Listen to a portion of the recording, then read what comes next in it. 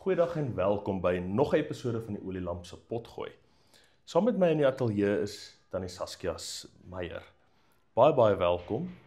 Vertel 'n bietjie ons kykers wie is Tannie en waar vandaan kom Tannie? Baie dankie Cornel en baie dankie vir die geleentheid. Ja, Cornel, my hart klop maar vir Christelike gereformeerde onderwys my hele lewe lank. Ek onthou ek was nog 'n student van 19 jaar oud en toe word Posma gestig en watter student woon nou so 'n vergadering by, maar ek was daar 19 jaar oud. Ja, so my hele lewe is ek maar toegewy aan gereformeerde onderwys. Tans is ek baie bevoorreg om die skoolhoof van die gekombineerde gereformeerde skool Posma te wees. Ek was ook vir 10 jaar die uitvoerende hoof van die Instituut vir Christelike Onderwys. By baie van die luisteraars sal dit dalk bekend wees as ARSU, Aksie Reformatoriese Skoolonderrig. En ja, tans is ek baie bevoorreg om ook te dien op AROS se raad as 'n raadslid. Ek is nie meer die uitvoerende hoof by die Instituut vir Christelike Onderwys nie, maar ek sit wel op die raad en ek is direk nog betrokke by die ontwikkeling van Christelike onderwysmateriaal. En dan is ek ook diensbaar op die Christelike Deputate vir Onderwys. Dis die nasionale deputaatskap. En ek dink die Here rus 'n mens toe, nie vir jouself nie, maar om te deel met die gemeenskap.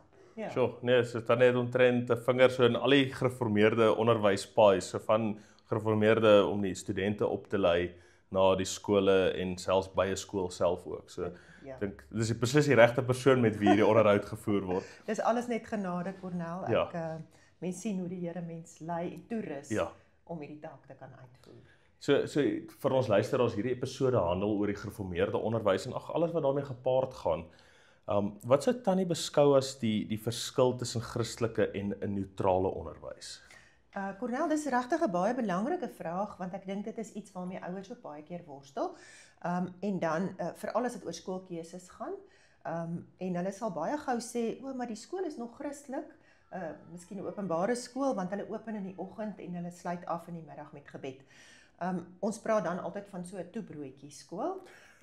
So in die begin en die einde lyk dit asof dit Christelik is, maar wat binne in die skool aangaan, is eintlik die sogenaamde neutrale onderwys wat hulle daar probeer handhaaf. Nou, daar kan nie so iets bestaan nie. So ek gaan kortliks vir jou verduidelik. Christelike onderwys is doelbewus gesentreer rondom die woord van God en ons bely dat Christus ons leermeester is in elke liewe vak, elke liewe aspek van 'n Christelike skool. En dit word benader van die oortuiging dat God die skepper is, die onderhouer is en die regeerder van alles.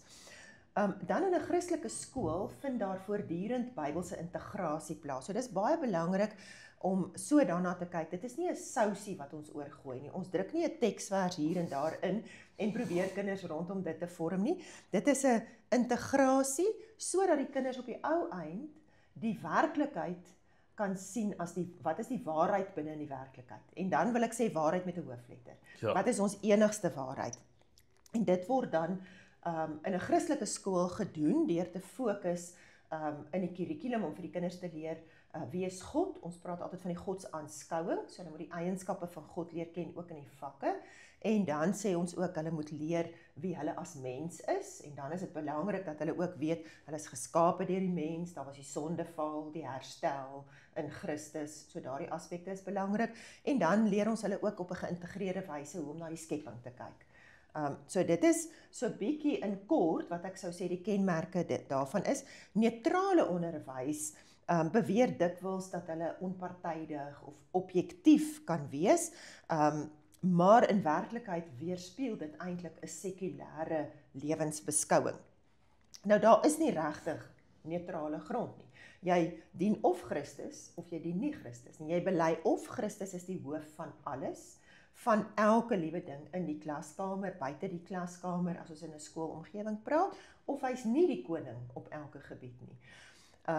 Ek het eendag 'n lesing bygewoon wat dit so mooi verduidelik het. So, binne in openbare skole wat hulle neutrale onderwys aanbied, kan 'n mens dit amper vergelyk met maar hulle wil nog 'n Christelike ethos ook voorhou, kan 'n mens dit amper vergelyk met olie en water. So as jy 'n houertjie vat met water en jy gooi olie daarop en jy skud hom, dan gaan jy sien in die water is daar druppeltjies olie, maar dit integreer nooit nie. dit skei altyd. So dit gaan lê bo. So dit is twee wêrelde. En dan as 'n mens gaan kyk in 'n Christelike skool, is amper soos wyn. So wyn word gemaak uit druiwesap. En as ons nou gaan probeer om daai druiwesap weer uit die wyn uit te haal, gaan ons dit nie reg kry nie, nê? Die alkohol en die fermentasieproses en so het geïntegreer. Ja. So ons kan dit nie uitmekaar uithaal nie. Dit is maar so 'n bietjie van 'n beeld wat ek dit mee probeer verduidelik. Hoekom is dit dan belangrik dat kinders vanuit 'n Bybelse wêreldbeeld leer? So in Spreuke is daar baie belangrike teksvers wat sê dat die oorsprong van die lewe kom uit die hart uit. So ek dink dit is baie belangrik om te verstaan dat ons dade volg uit ons hartsingesteldheid. Ons lewensbeskouing kom dus met ander woorde uit ons hart uit. So mens kan amper sê dit is die kern. So wat is ons beskouing van die lewe?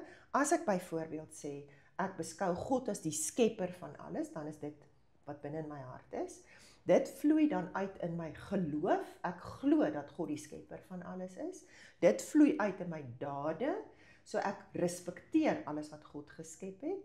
En my dade en my houding en my optrede en my gedrag gaan met ander woorde uit daai hartsingesteldheid uitvloei. Nou 'n Bybelse wêreldbeskouing help dan die kinders om hulle lewe met hoop en met sin en met verantwoordelikheid te benader.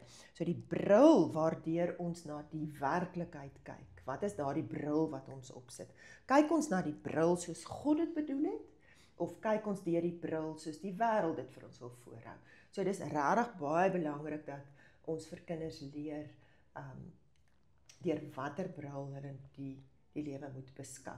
En ek dink as 'n mens dit reg kry, dan kan 'n kind altyd bely in voorspoed en in teëspoed God regeer. Ja. Want dit is sy lewensbeskouing. Ja, en as 'n mens, ek dink soos wat Tannie noem van die bril, wat daai bril is, dis hoe jy alles in die natuur ook kan raak sien, alles jy kan weet God se hand is oral daar betrokke. Ja. Ek kan seker ook nou noem dat die humanis het ook 'n bril. Hy het ook 'n lewens- en wêreldbeskouing. En in die middel, in sy hart, is die mens. Ja. Die moslim het ook 'n lewens- en wêreldbeskouing.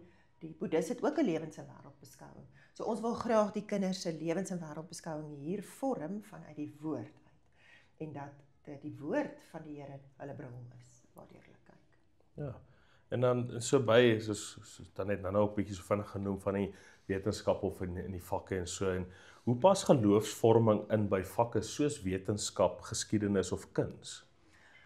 Ek dink mense kan amper daai vraag deurtrek na elke liewe vak, nê? Ja, ek dink dis maar 'n bietjie voorbeelde, want kyk, mense sien baie keer natuurlik mense die Bybelvakke op skool en so. Ek het bietjie meer gedink juis omdat dis nie vakke waar die wêreldse natuur gewoonlik God raak sien nie.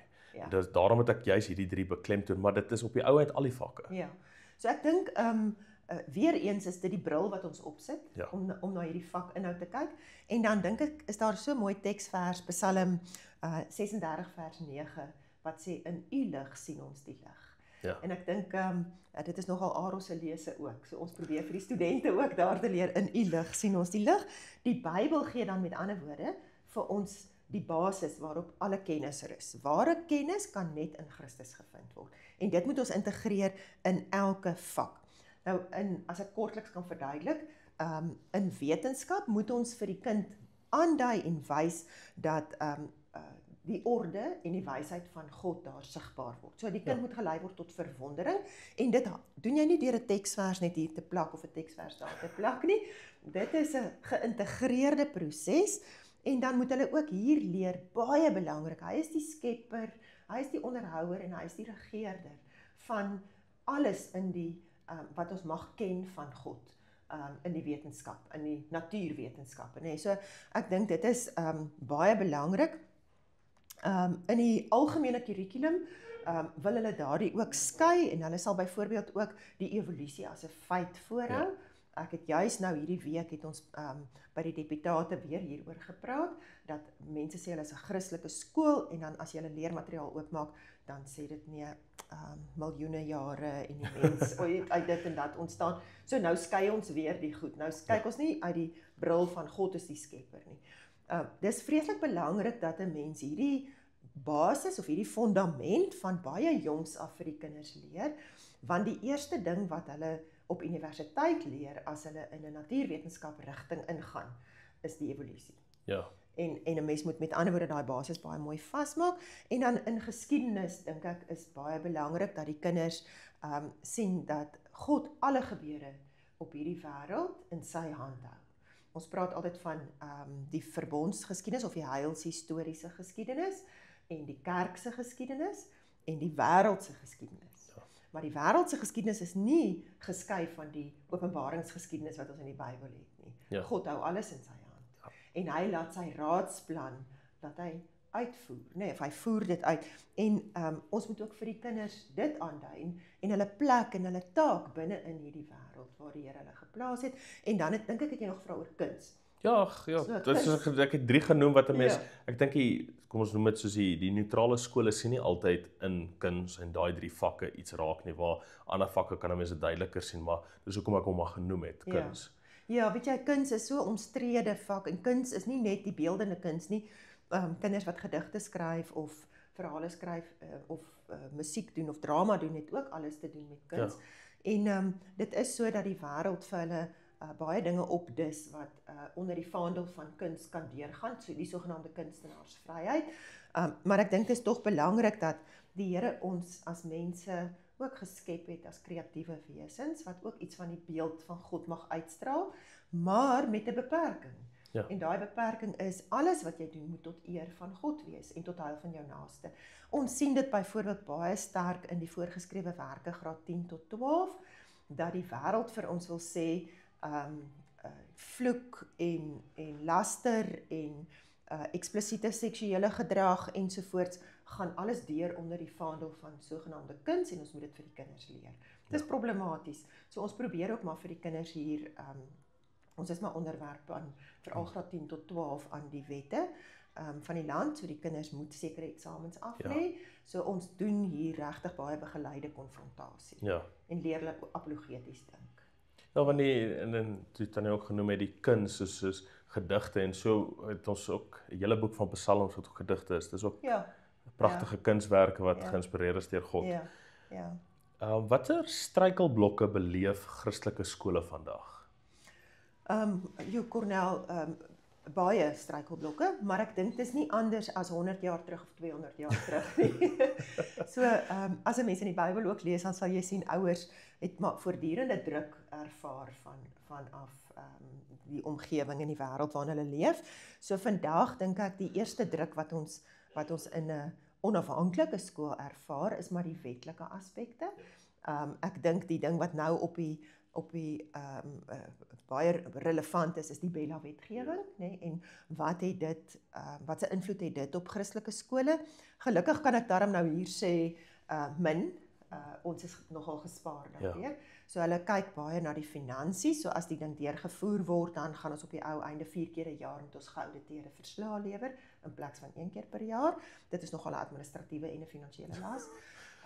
Die ander aspekte rondom dit wat dalk nie negatief is nie, is dat graad R ook verpligtend raak vir ons eie gemeenskappe, wat ek dink goed is 'n goeie voorbereiding. Ja, is goeie voorbereiding. So ja, maar sekere wetgewing het die vermoë om Christelike of onafhanklike skole te kan bedreig. Dan dink ek finansiële uitdagings is altyd 'n probleem. So om 'n onafhanklike skool te bedryf is nie goedkoop nie. Ja. So ouers moet regtig diep in hulle sakke indelf. Dit gaan gepaard met baie offervaardigheid van ouers se kant af, maar ook offervaardigheid van onderwysers se kant af, want onderwysers wat hier aanmeld is roepingsgedrewe onderwysers, en hulle kom nie altyd vir die salaris nie, maar die brood moet ook op die tafel kom. Ja. So ons probeer regtig, die arbeider is sy loon werd, ons probeer alles in ons vermoë om onderwysers goed te vergoed, maar ons weet in onafhanklike skole is dit nie altyd so moontlik nie.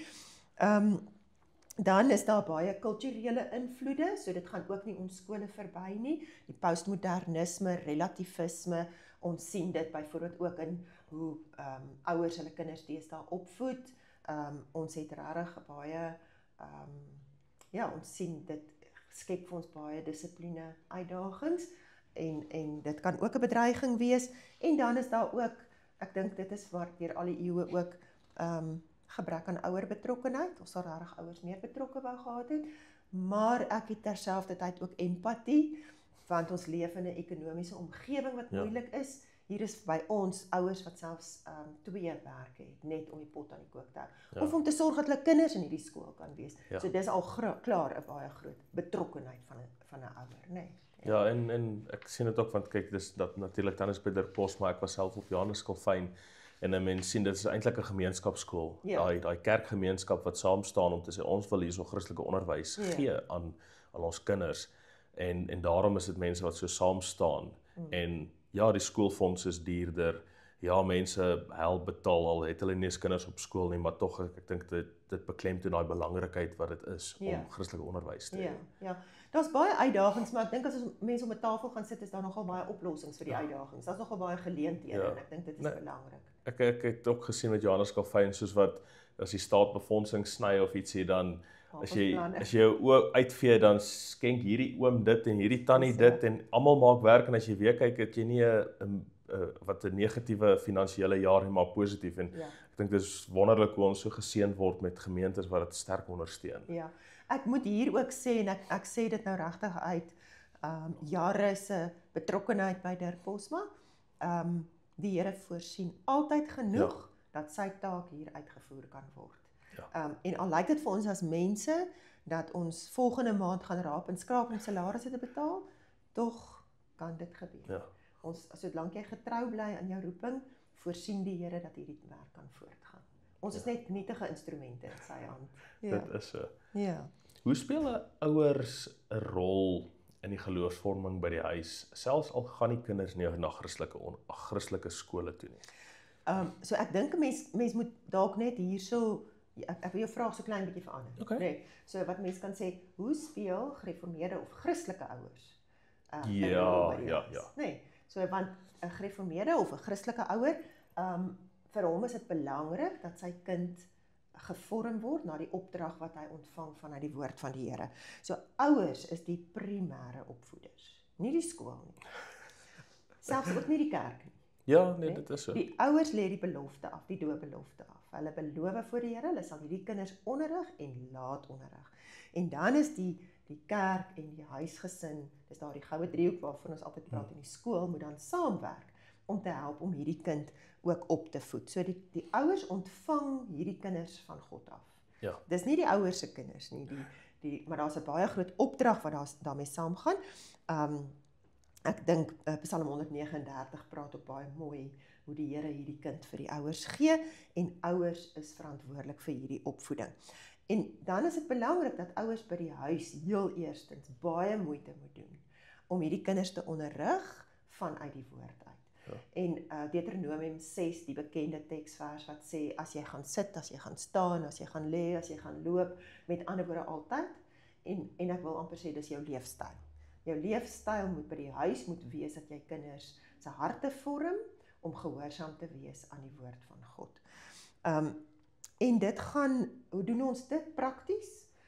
Deur jou huisgesin se lewe so in te rig dat daar tyd is om saam Bybel te lees aan tafel. Nee, ek sê altyd as die tafel uitrafel, dan rafel die gesinne ook uit.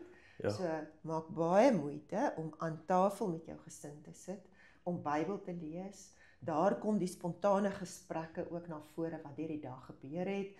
Dit word gevorm en gelei vanuit wat die Here vir ons sê, om saam te bid, om vir mekaar te bid, dat hulle ook kan hoor hoe belangrik dit is om gesprekke oor geloof te hê, om tyd daarvoor te maak. En 'n mens hoef nie altyd 'n afspraak daarvoor te maak nie. Ek onthou toe my kinders groot gemaak het, was daar baie geleenthede, veral in die kar. Hierdie een moes ballet toe en daai moes netbal toe, hierdie een moet rugby toe, en jy moet hulle heen en weer vervoer, en dat mense daai tye in die kar ook waar mense regtig ook baie gesprekke saam kan hê. En hierdie Christelike leefstyl vorm dan hierdie kinders. So as hulle binne in hierdie leefstyl groot word, en dit is 'n baie swaar verantwoordelikheid wat op ouers se skouers rus. Jy weet, op die ou einde is dit hulle wat verantwoordelikheid voor die Here gaan moet doen, nee. Was ek gehoorsaam. So mooi teksgedeelte of boek in die Bybel gaan altyd vir my oor is Timoteus. En Paulus sê vir Timoteus, maar bly jy by wat jy geleer het, want jy weet van wie jy dit geleer het. En as mens dan gaan teruggaan, dan hoor 'n mens wie het hom geleer. Dit was sy ouma en sy ma. En waaruit het hulle hom geleer? Uit die Bybel. Ja. So daar sien ons in die huisgesin. En Timoteus se pa was 'n heiden. Nee, so Timoteus se pa het nie dit ondersteun nie. So selfs as jou kind dan in 'n sekulêre omgewing is, wat 'n mens hoop nie so moet gebeur nie, maar as dit so gebeur, dan is jou opdrag by die huis baie sterk en baie groot en baie swaar. En dis 'n voortdurende proses. Dis nie ietsie waarvan ons vakansie kan hou nie. Psalm 144 sê dit ook mooi. Daar's 'n gedeelte, een teksvers, dit gaan na daar 'n oorwinning is na oorlog en Dawid sê die skure was vol en so, maar die belangrike ding wat Dawid daar sê is dat ons seuns mag wees soos plante wat goed opgelei is en ons dogters uitgekap soos hoekpilare. En daai oplei is om sterk bome of plante te maak is 'n proses, jy moet hom nat gee, jy moet omspit, jy moet oplei, jy moet snoei, jy moet onkruid uittrek. Om 'n pilaar uit te kap is met die hand tot hy mooi gevorm is en sterk is. So dis 'n baie lang proses voor 'n mens daarby uitkom. Ons het nou so 'n bietjie aan geraak en dis ons afsluitsvraag vir hierdie episode. Ja. Hoe kan kerke en skole saamwerk tot kinders se geestelike groei? Goed, ek dink is baie belangrik dat ons net eers sê wat is elkeen se rol. Nee. Ja. So die kerk kan nie inmeng of indring in 'n ouer amp nie. Ja. So dit is amper as 'n ouer het jy 'n amper 'n amp van die Here ontvang, 'n opdrag van die Here ontvang. Maar 'n kerkraad moet wel toesien dat hierdie ouers hulle rol vervul. So hulle moet wel toesien dat hierdie ouers hierdie kinders opvoed soos wat hulle daar by die doopvond beloof het. Hulle was ook die getuie daar. En hoe moet hulle toesien? So hulle loop nie heel agter en kyk, doen jy dit of doen jy dat nie. So hulle moet toesien dat die prediking ook so is dat ouers gevorm word. En dan gaan jy ook agterkom in huisbesoek. Ouderlinge sit in katekisasiebesoeke in. Hulle sien ook, hulle maak bemoeienis met die kinders. So nou kan hulle sien hoe hierdie kind gevorm word binne in die huis. Hulle ondersoek, 'n kerkraad moet ook ondersoek hoe die karakter is van die onderwys wat ons kinders ontvang.